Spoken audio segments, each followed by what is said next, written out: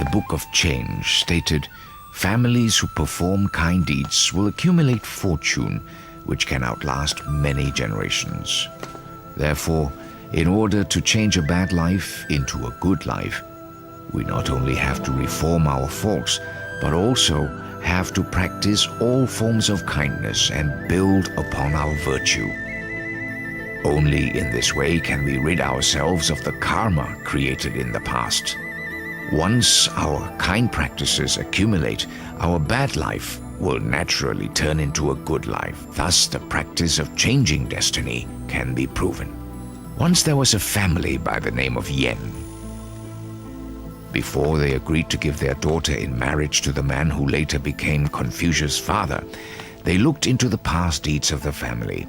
After finding the family to be one that practiced kindness and accumulated virtues, the Yen family felt assured that their daughter would be marrying into a family that would be prosperous with outstanding descendants. Sure enough, their daughter later gave birth to Confucius. Confucius had once praised Shun, an emperor of early China, on his filial piety, saying, "Due to his great filial piety, Shun and his ancestors will be known and respected by others. His offspring will be prominent for many, many generations." These sayings were later proven true throughout history. Now I will prove to you in these true stories that merits can be attained through performing kind deeds. In Fujian province, there was a prominent man named Rong Yang who held a position in the imperial court as the emperor's teacher. His ancestors were boat people who made a living by helping people cross the river. Once there was a storm which lasted so long that fierce flooding washed away all the people's houses. People, animals, and goods were carried downriver by the current. Other boaters took advantage of the situation and strove to collect the floating goods. Only Rong Yang's grandfather and great-grandfather took interest in rescuing the drowning people. They did not take any of the goods that floated by. The other boaters all laughed and thought them to be very stupid. Later on, when Rong Yang's father was born, the Yang family gradually became wealthy. One day, a Taoist priest came to the Yang family and said, "Your ancestors have accumulated a lot of merit. Your offspring should enjoy wealth and prominence. There is a special place where you can build your ancestral tomb." So they followed the Taoist suggestion. Shortly after, Rong Yang was born. Rong Yang passed the imperial examination when he was only 20 years old and later received imperial appointments. The emperor even bestowed his grandfather and great-grandfather with the same imperial honors. His descendants are still very prominent today. So says a proverb, a sense of pity is present in everybody's heart. Zicheng Yang from Zhejiang province is another example. Zicheng worked as a member of the clerical staff of the county courthouse. He was a kind, humane, and law-abiding man. Once, the county magistrate punished a criminal by beating him until he fell, and his blood spilled out onto the ground. Beat him! I've been wrong, Your Honor. I've been wrong. Beat him again! Please, I've been wrong, Beat him! Your Honor. I didn't Beat him! do it. Beat! I've been wrong, Your Honor. You cunning fellow! Very daring! Beat him! I've been wrong, Your Honor. I didn't do it. Beat him again! Beat him again!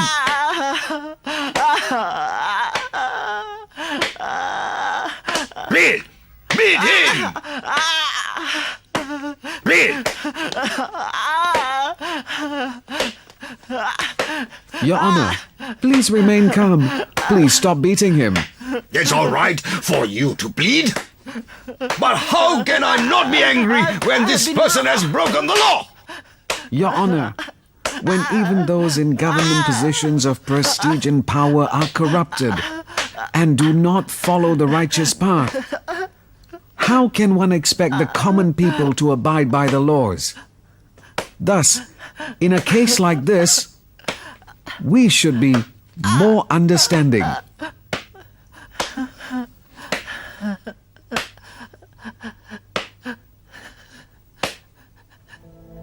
Although Zicheng came from a very poor family, he never took any bribes. If the prisoners were short of food, he would always take food from his own home, even if it meant going hungry himself. This practice of compassion never ceased, and eventually Zicheng had two sons who both became very prominent and held important government positions. Even the descendants of the Yang family remained prominent for a long time as well. So says a proverb, loving all living things is a virtue of heaven. Here is another true story that happened during the Ming Dynasty. Once an organization of bandits appeared in Fujian province. The emperor appointed General Xie to lead the imperial army to pacify them. General Xie wanted to make sure that the innocent people were not accidentally killed in the hunt for bandits.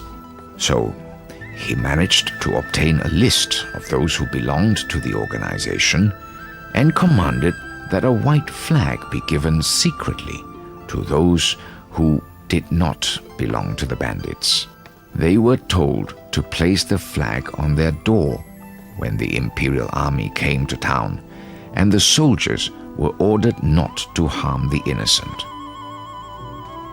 With this one thought of kindness, General Xie saved nearly 10,000 people from being killed. Later, his son placed first on the imperial exams, and he later became the prime minister. His grandson also placed highly on the exams. His whole family thus attained high positions and great wealth. Another legend happened to the Lin family from Putian County in Fujian province.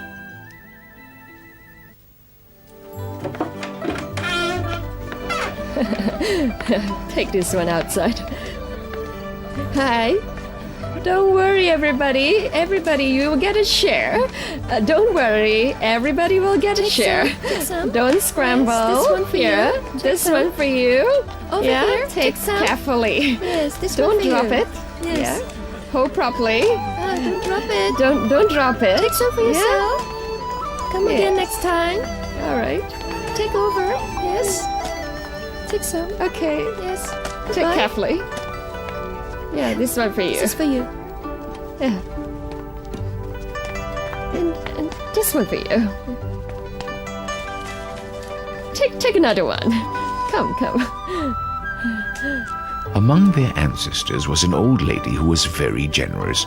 Every day, rain or shine, she would make steamed buns to be given to the poor. There was a Taoist priest who came every day for 3 years, and each time would ask for 6 or 7 steamed buns. The old lady always granted his request, and she never expressed any displeasure. Don't scramble. All of you will have your share. Come.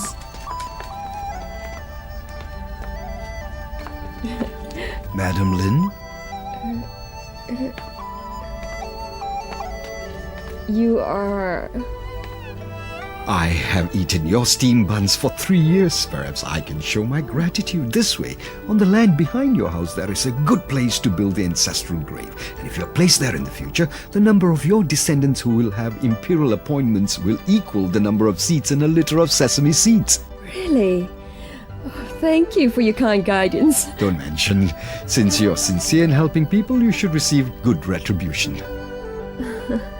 That's a blessing.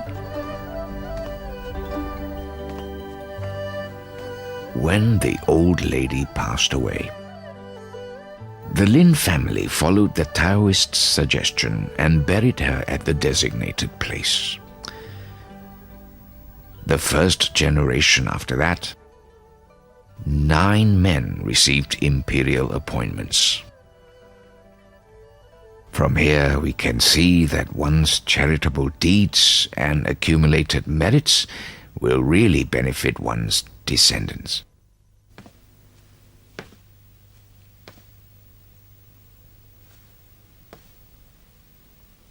A proverb says, "One who is pure-hearted will be respected by both gods and ghosts." There was an imperial secretary from Taizhou by the name of Ta Zhu-ying.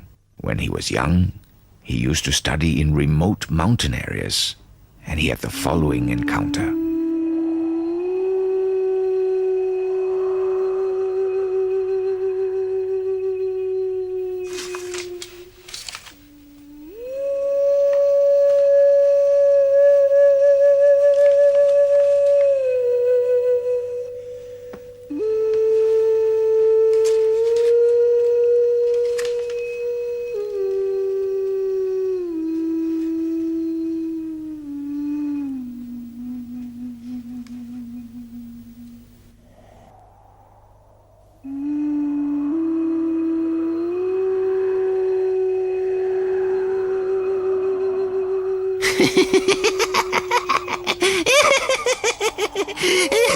Here's your opportunity. There's a village woman whose husband left home a long time ago and has not returned. Her in-laws think that their son is dead and are forcing her to remarry. But she's defying their order because she wants to preserve her chastity. That's right. Tomorrow night she's going to commit suicide by hanging herself here and will replace me so that I can be reborn again. Congratulations! Tonight let me celebrate with you first.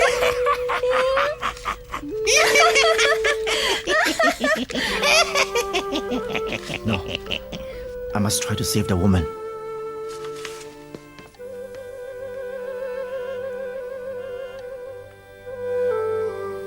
In order to save the woman, Mr. Ying immediately set out to sell his parcel of land on the following day. He obtained 4 liangs of silver and made up a letter from the daughter-in-law's husband and sent it to her home along with the silver.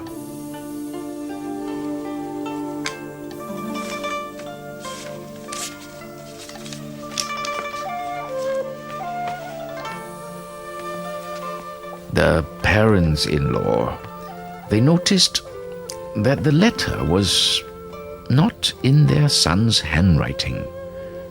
But upon examining the silver, they found that the silver was indeed genuine. And as such, they did not insist on forcing their daughter-in-law to remarry. Therefore, the daughter-in-law did not commit suicide, and her husband returned home eventually, and it was a happy union. Well done. Mr. Ying not only saved the woman, but also her marriage. It's really a good deed. Later, Mr. Ying heard the ghosts speaking to each other again. Originally, I was able to leave this place for rebirth, but my chance got messed up by Mr. Ying. Why don't you inflict some harm on him? No, I can't. His goodness and virtue has been recognized by the Supreme God, and he's going to receive a prominent position in the future. How can I harm him? After hearing this, Mr. Ying became even more diligent in practicing kindness and accumulating merit. Whenever there was a famine, he would use his own money to buy food for the poor and the needy. And he was always eager to help those in emergencies. When things did not go his way, he always reflected within himself rather than complain of the outside world. Even today, his descendants are still very prominent. Another example is Kong Si Tu, who lived in Jiaxing County, Zhejiang Province. Mr. Tu used to work in the courthouse and would spend nights in the prison cells talking with the inmates. Whenever he found anyone to be innocent, he would write a classified report to the judge informing him of innocent cases. The judge would then question the prisoners accordingly and clear the case. Through Mr. Tu's efforts, more than 10 innocent people were released, and all of them were extremely grateful to him. Soon after, Mr. Tu also made a report to the emperor recommending that investigators be sent to check the prisons for innocent people every 5 years, and that the sentences could be reduced or cancelled in order to prevent the innocent from remaining in prison. The emperor agreed to Mr. Tu's suggestion, and he was chosen as one of the special agents in charge of reducing sentences for those who might be innocent. One night, Mr. Tu dreamed of a deity who told him, "You are not supposed to deserve a son in this life, but this act of reducing prison sentences for innocent people is in line with the wishes of heaven. You will be bestowed with 3 sons, and they will all attain high positions." Soon after that, his wife gave birth to 3 healthy sons, Ying Xun, Ying Kun, Ying Qun, who all became senior government officials. Another example of attaining good outcomes from practicing kindness is someone who is a distant family of our Yuan clan. Is it so? Who is he then? He is Ping Bao, who lived in Jiaxing. Ping was the youngest of the 7 sons of the magistrate of Qizhou, Anhui province. He was sought into marriage by the Yuan family at Pinghu County. Ping Bao was very knowledgeable and talented, but he was never able to pass the exams.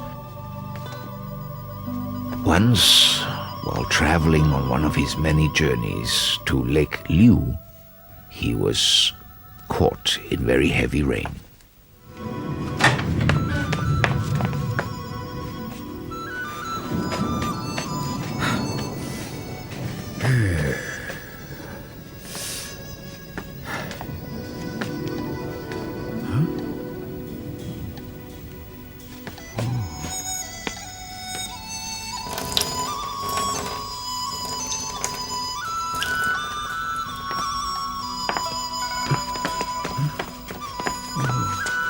Here you are, master.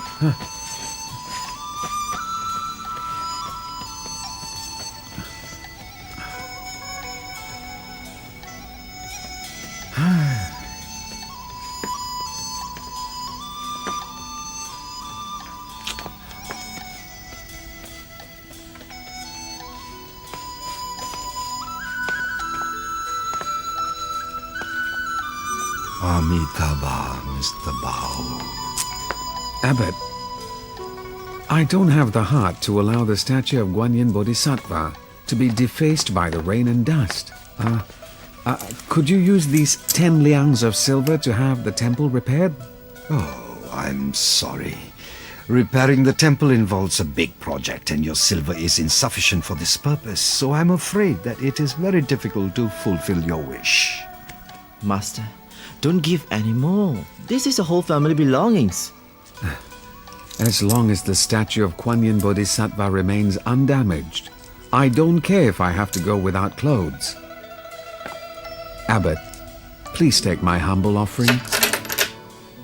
Amitabha, to give up money and clothing isn't a difficult deed to accomplish, but your deep sincerity is truly rare and precious to encounter.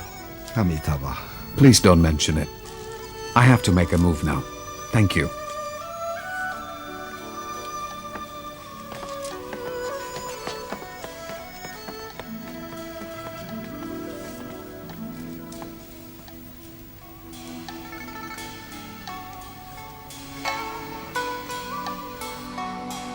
After the temple was repaired, Ping Bao led his father over to visit and spend the night there as well. That night, Ping dreamed of the Dharma protector of the temple who had come to thank him, saying to him that since he had accumulated these merits and virtues, his children and descendants would enjoy having imperial appointments for generations. Later on, his son and grandson both passed high examinations and were appointed as senior imperial officers.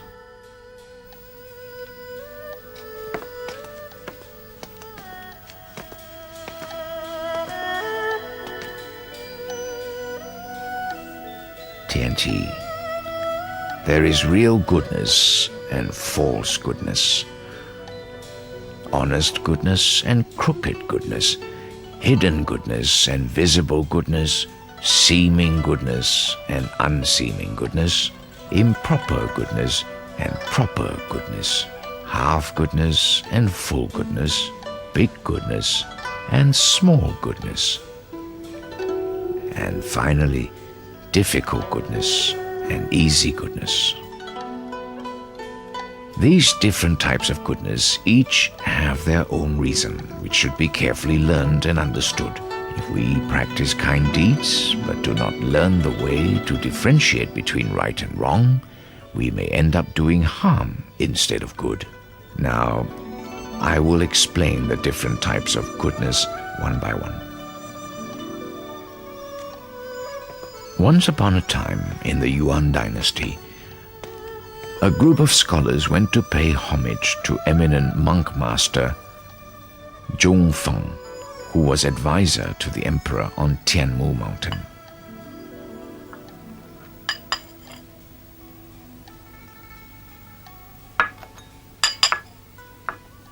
Master, Buddhist teachings often speak of the retributions for good and evil. They say it's like the shadow following the body wherever it goes. This is saying that doing good will always have its rewards, and doing evil will always have its punishments. Then why is it that there are people who practice kind deeds, but their families and descendants are not prosperous and successful? On the other hand, there are evil and wicked people who do bad things, but their families and descendants do quite well. Is there no fairness in Buddha's teachings? Ordinary people are blinded by worldly views. They have not cleansed their minds of impurities and cannot see with true perception. Therefore, they look upon true goodness as evil and mistaken true evil as goodness. This is very common nowadays. Furthermore, these people do not blame themselves for bad perception on their part, but instead blame the heavens for their misfortunes. Master, goodness is goodness, and evil is evil. How can they be mistaken for each other? Could each of you express your opinions on what is good and what is evil? Master, to yell at and beat others is evil. To respect and treat others well is good. Well, not necessarily. Being greedy for wealth and taking another's money is evil. Not being greedy and abiding by proper way is good. Not necessarily. So, what is really considered good and what is really considered evil?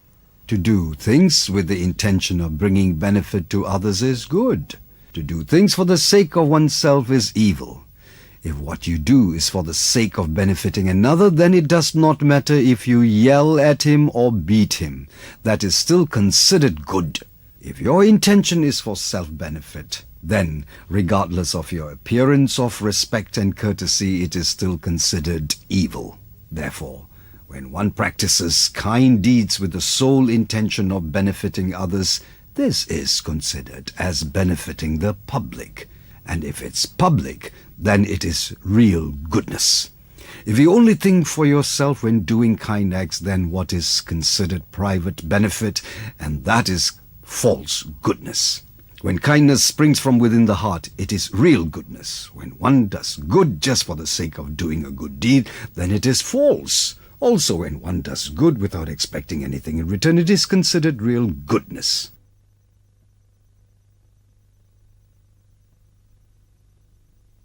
When one practices kind deeds for some other purpose than to benefit others, it is false.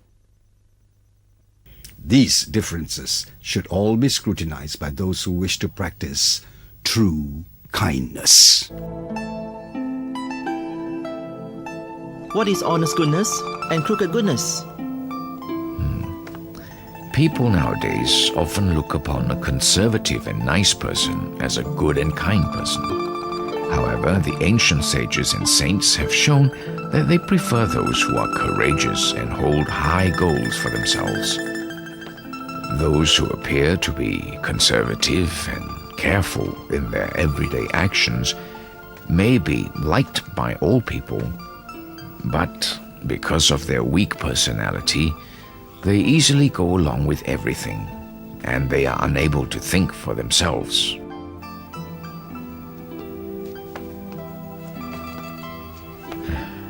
From this, we can see that the viewpoint of common folk greatly differs from that of the sages, whose view is similar to that of the heaven, earth, gods, and spirits.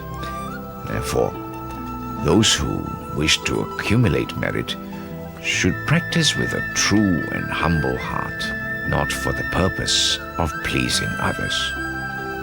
Honest goodness comes from the thought to help all others, and crooked goodness arises from the thought of greed in wishing only to please people. Therefore, if you wish to help all people, that is honest goodness. But if it is because of greed you please people, it is crooked goodness. Father, what is hidden goodness and visible goodness? When one does something good and people know about it, it is called visible goodness. When one does something good and no one knows about it, it is called hidden virtue. Those with hidden virtues will naturally be known by the heavens and will be rewarded. Those who practice visible goodness are known by people and they enjoy fame.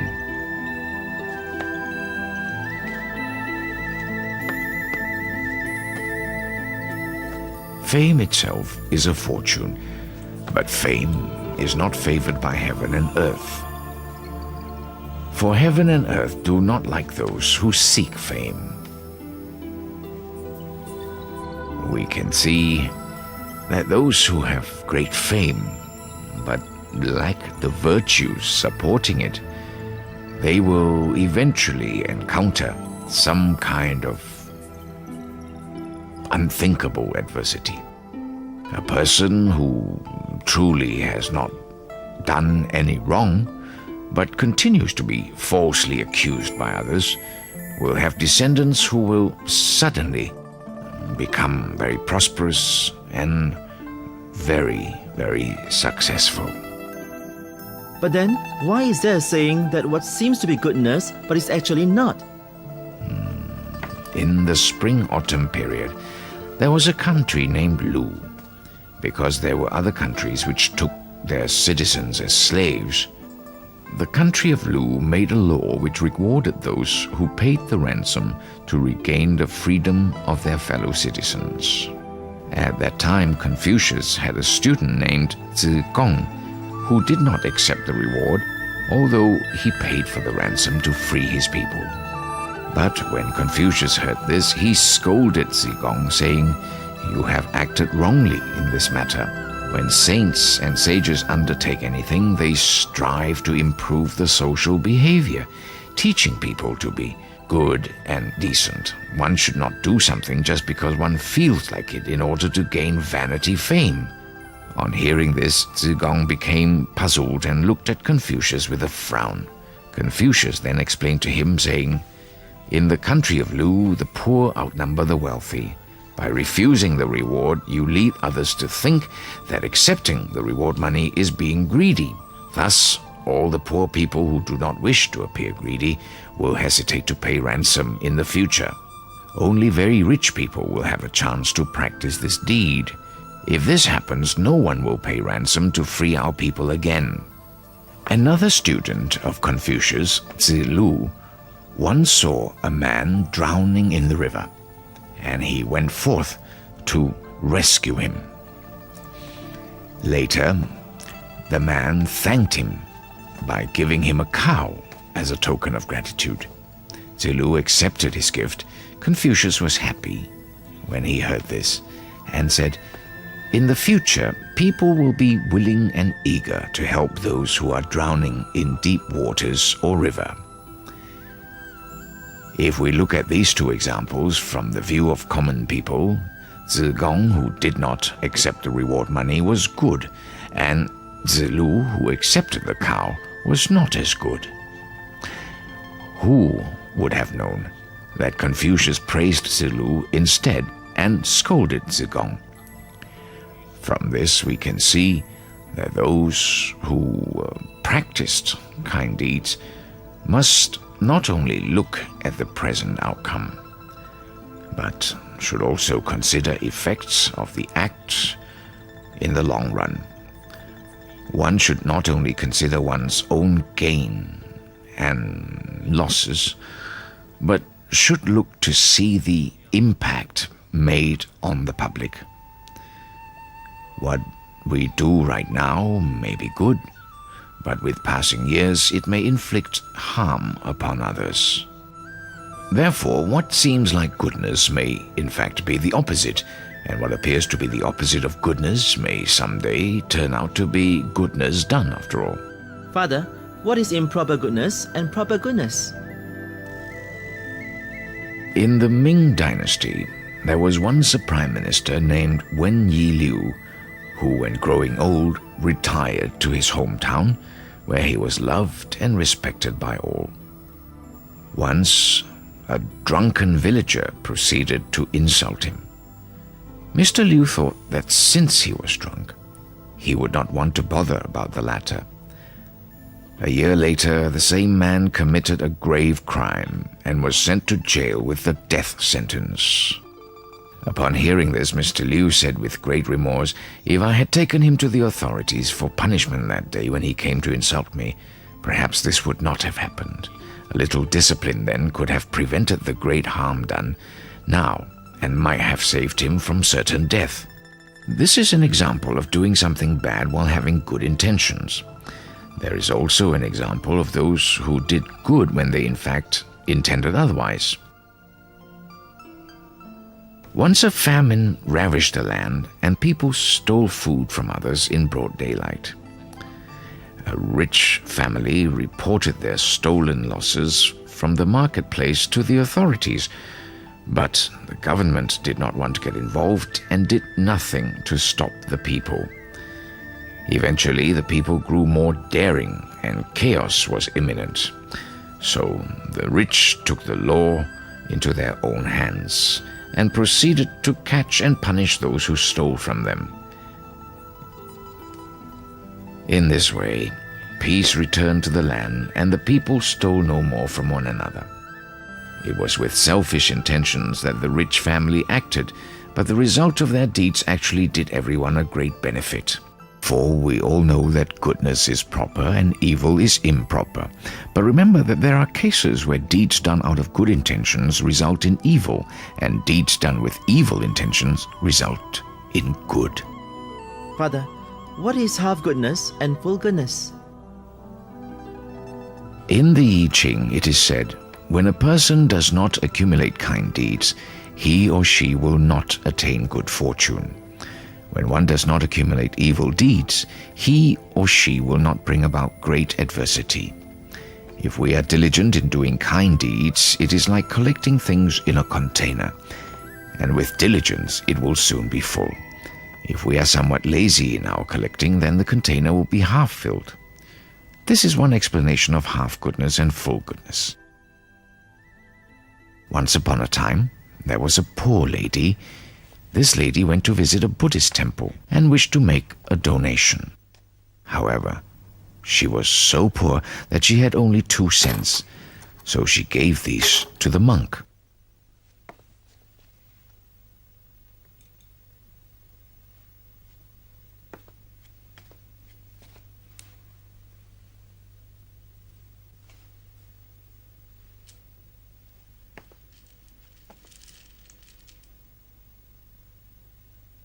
To her surprise, the temple's abbot himself came forth to help her repent for past offenses and dedicate her merits in front of the Buddha.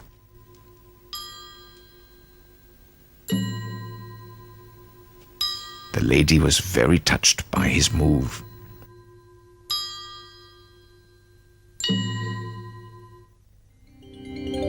Later on, the same lady was chosen to enter the imperial palace, and she became a concubine to the emperor. Clad in her riches, the lady once again went to the temple to donate, this time bringing thousands of silver pieces to give. To her dismay, the abbot only sent his disciple to help her dedicate her merits. The lady did not understand, and so she questioned the abbot. Master, in the past, I only gave 2 cents in donation, and you helped me repent. Today, I donate in great sum, and you will not help me perform my dedication. Amitabha, the money you gave in the past was scant. It came from a true and sincere heart, and it was necessary for me to repay your sincerity by personally performing your dedications. Today, although your donation is much more, the heart of giving is not quite as true and sincere as before. Thus, it is enough that my disciple performs your dedications for you.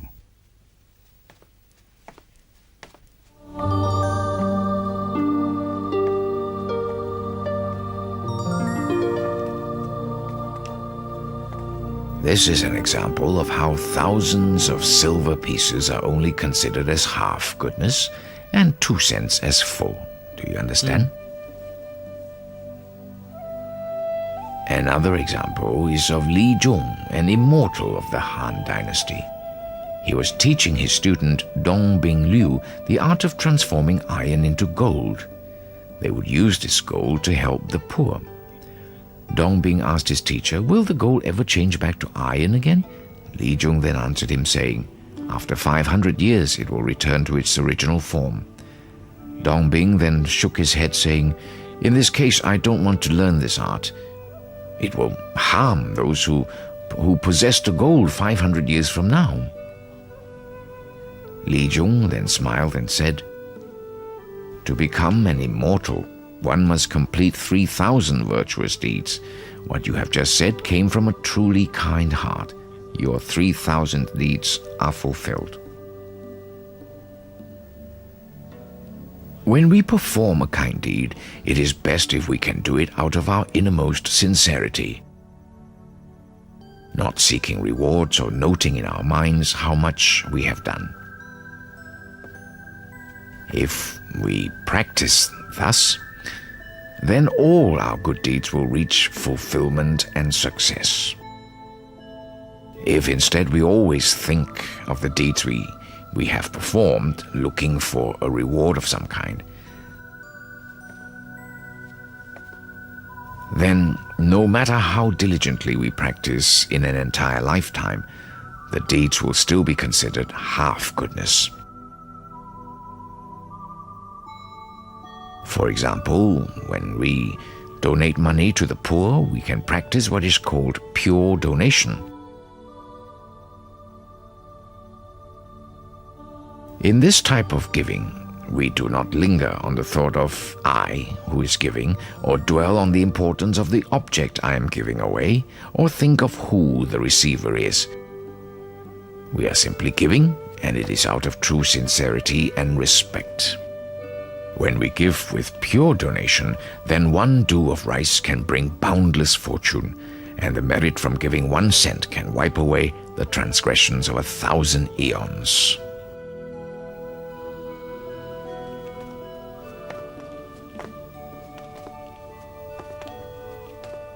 If we always keep in mind the good we have done and expect rewards for our actions, then even a donation of thousands of liang of gold would still be considered half goodness. In that case, how can we define big goodness and small goodness?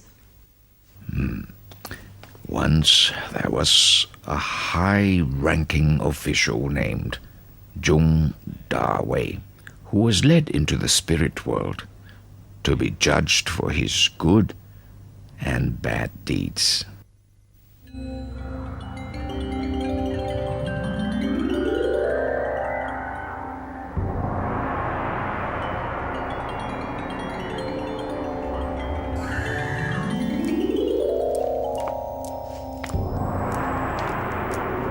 Don't be alarmed. I have summoned you to the spirit world to let you know about your past good deeds. Can the judge bring out his records of good and evil deeds? Yes, Your Majesty.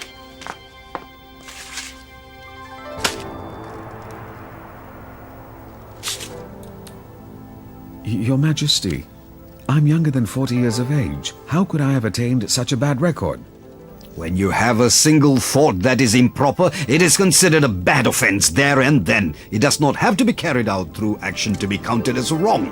For example, when you see a pretty lady and give rise to improper thoughts, that is an offense. Weigh his scroll of good and evil deeds. Yes, Your Majesty.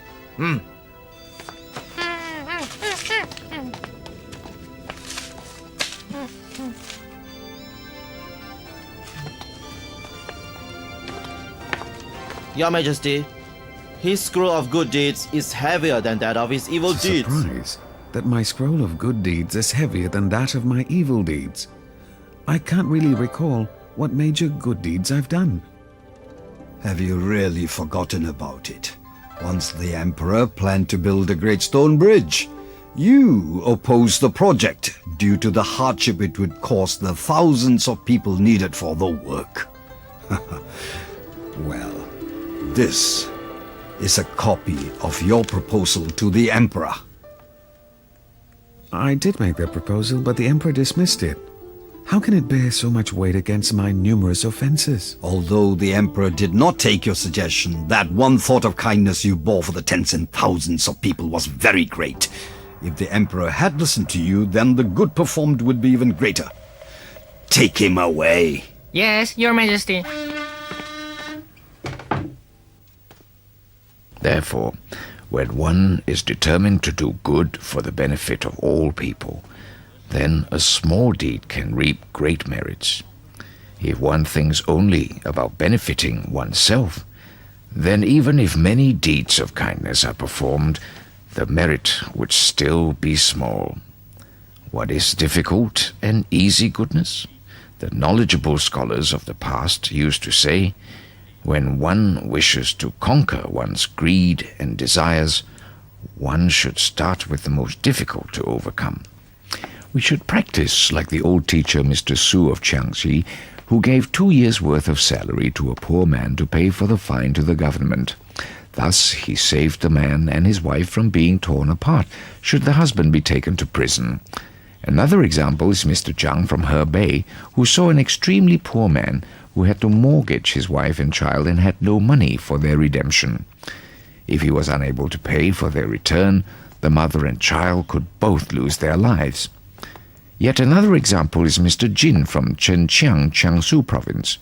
He was old and without any sons, so his neighbor offered their young daughter in marriage to him to give him descendants to carry on his lineage. But Mr. Jin could not bear to ruin the otherwise bright and long future of this young girl, and so refused the offer and sent her back home. This is another example of being able to overcome what is most difficult to conquer in oneself. Therefore, the heavens showered down fortune, which was especially good for these 3 old men. It is easier to accumulate merit and virtue for those who have money and power than for those who are poor. But if one refuses to cultivate kindness, even when it is easy and one has the chance to do so, then it would truly be a shame. For those who are poor and without prestige, doing kind things for others is a great difficulty. But if in this difficulty one can still manage to help others, then it is a great virtue, and the merits gained would be boundless. In being a moral person and dealing with affairs, we should help others whenever the opportunity presents itself. You should know that helping others is not such an easy task, and that there are many ways to do it. In short, the ways of helping others can be simplified into 10 important categories. Father, what are these 10 categories? Go and get ready the brush and ink before you take them down.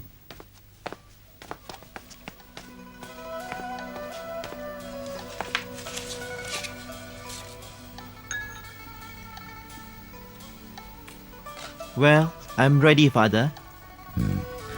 All right. The first is supporting the practice of kindness.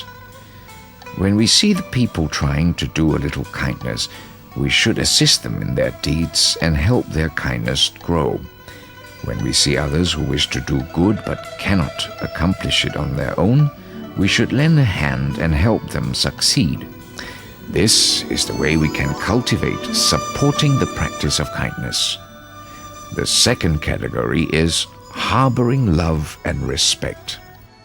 We should harbor respect towards those who are more knowledgeable, older, or of higher status than we are. For those who are younger, less fortunate, or of lower status, we should harbor a mind of loving care. The third category is helping others succeed. When we see a person who is considering whether or not to do a good deed, we should persuade him to put all his efforts into doing it. When others meet with difficulties in practicing kindness, we should help think of ways to overcome the difficulty and guide them to success. We must not be jealous at the accomplishments of others, nor try to sabotage their good acts.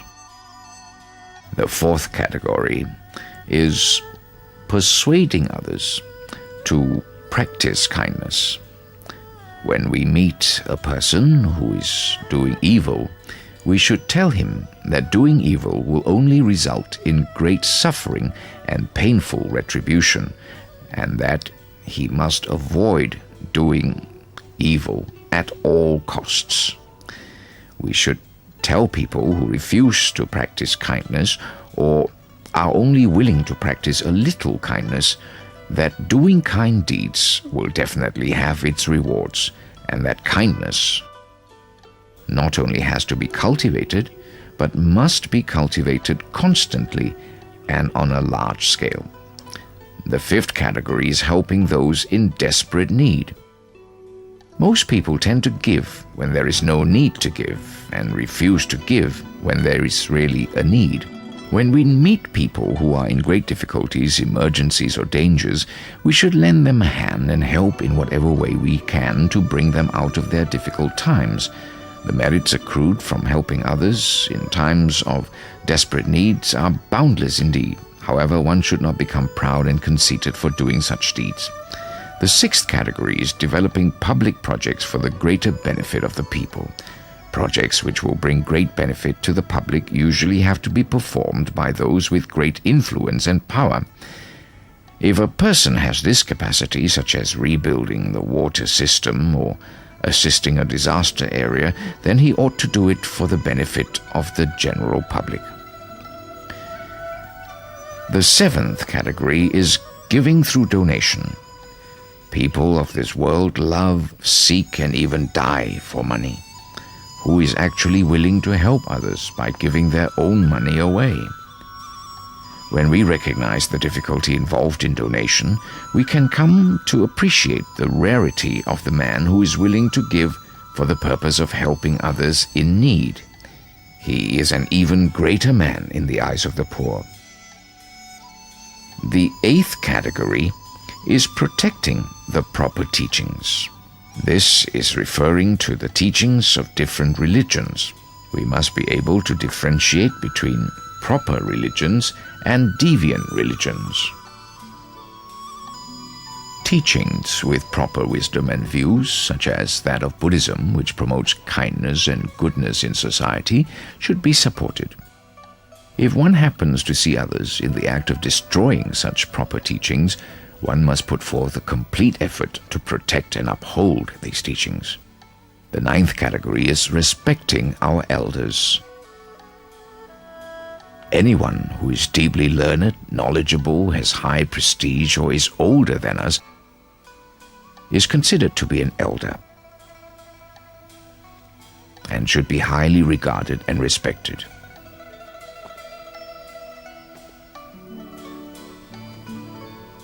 The 10th category is loving and cherishing all living things.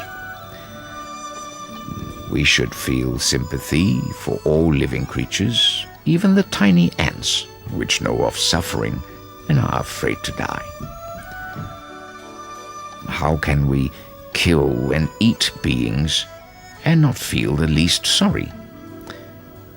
There are countless good deeds which I am unable to mention here one by one. Let it be sufficient for me to say that you will be able to accumulate many merits if you deliberate on the above 10 categories of helping others.